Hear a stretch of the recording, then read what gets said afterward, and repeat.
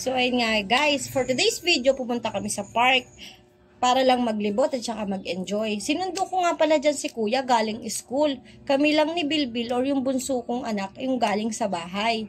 Nagtatanong nga yung anak ko, saan daw kami pupunta? Sabi ko, mag-enjoy lang tayo. Pupunta tayo sa mga lugar na gusto niya. So actually, ito yung gusto niyang puntahan. So sabi ko kasi, nung nakaraan, anak, nagpunta ako sa isang park. So maluwang, makakapag-play kayo. So sabi niya, mami, gusto ko rin pumunta doon.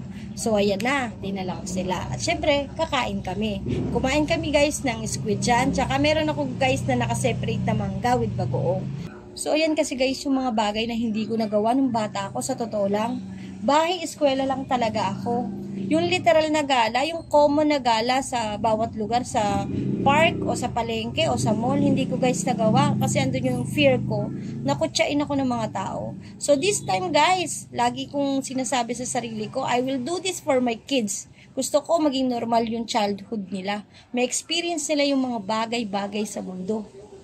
Pero ang lagi kong panalangin, lumaki silang mabuting bata, magkaroon ng takot sa Diyos, at syempre, marunong rumispeto ng kapwa-tao.